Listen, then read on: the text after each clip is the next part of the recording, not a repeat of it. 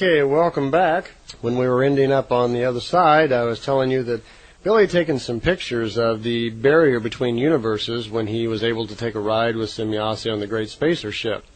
What had happened is he'd released those pictures. They'd been out in a couple of magazines, and it kind of backfired on him, where all of a sudden, in the middle of the summer in '76, articles are appearing that Billy Meier's a fake, because this picture he took is the same as a picture that appeared in a drawing by NASA, or scientists from NASA, and they're claiming that Billy had taken a picture of this drawing.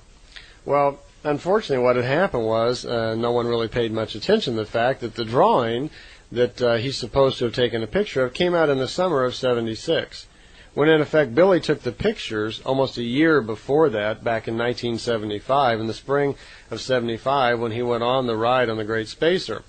But he doesn't have any proof of what day the picture was taken other than his contact notes.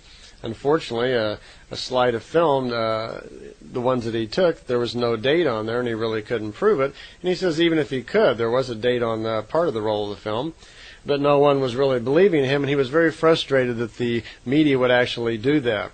And he was pointing out some differences, too, where in his picture that it differs from the drawing, where some of the images are different, that the Great Barrier actually was an oval, and in the drawing it's a circle, and that in the drawing there's a what looks to be like a village or a town below the big hole, and in Billy's picture it's slightly different. So if you look closely, you can see that they're really not exactly the same. One is kind of a caricature of the other, it looks like.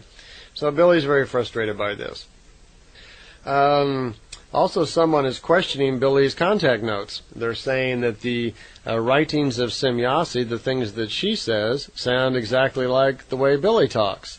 And they're questioning, whether or not Billy's just making all this up. Well, Billy's discussing this with Semjase because people don't understand exactly how the contact notes were created.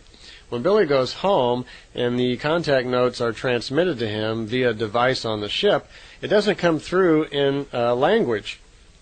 What actually happens is the device on the ship goes into the subconscious of Semjase, reads the thoughts, transmits the thoughts to Billy, but they come through to Billy, as symbols.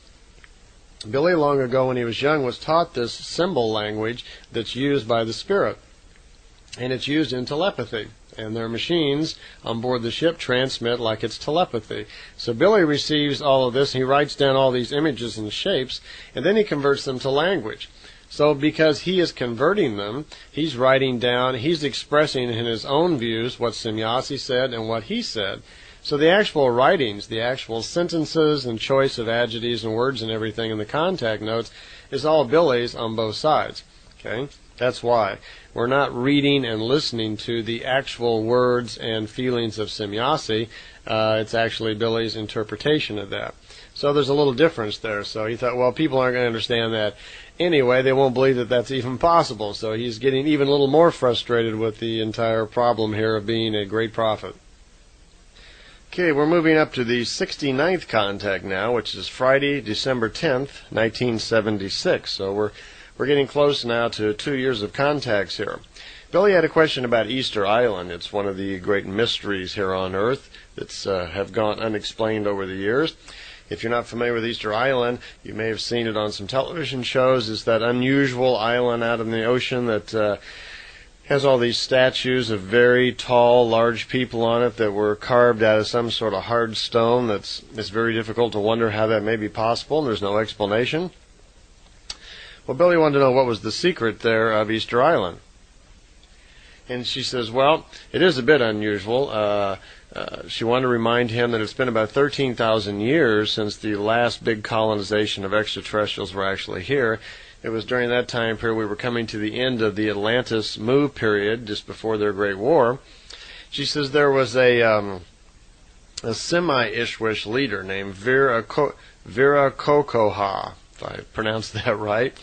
And he was kind of a greedy, bloodthirsty type, and he liked to set himself up as a true Ishwish, a true god or king of wisdom to the local people. He had the advantage of being very, very tall. He was Illyrian, and he and his followers were around 11 meters tall, which puts them at 30 to 35 feet tall. So they're very big, and to the then developing Earth human beings, I suppose they could pretty much have their own way and do whatever they want.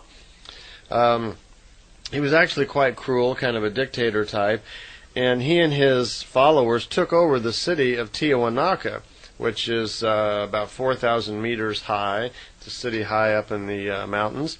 They took that over, as well as they took over the island, which we now call Easter Island. He then settled with his guards, called the cherubs or cherubims, on an isle called Mot. It became called Mot because Mot was the word in the old language that meant birds, and his guards, so to speak, around him were like these bird-like creatures that protected him. So a rather strange-looking lot here of 11-meter-tall Lyrians protected by bird-like creatures called cherubs. They settled his spot of rule, as I say, in the island of Mot, and that's where he kind of controlled his little kingdom. Well, the local people that were living there on Easter Island were trained in the use of the high technologies that these Lyrians had. And this is how they came about to build these great stone statues that are there. The Lyrians provided them with their high-tech tools, and a society started flourishing there for a period of time. The locals then, in tribute to these great gods who brought them all this wonderment and so forth, begin to create these statues like primitive people will do to worship their gods. The statues were made out of the stones from the lava walls that were nearby. Well, what happened was, she says, a plague of some kind hit the giants, and they fled the earth, leaving and taking all of their technology behind with them. They're not sure exactly what happened to them. It's believed that because of the illness, they may quite possibly have died in their ships just out in the free space, causing their ships to just wander aimlessly or crash into a sun or a star system or something. They think that's probably the best possibility of what happened.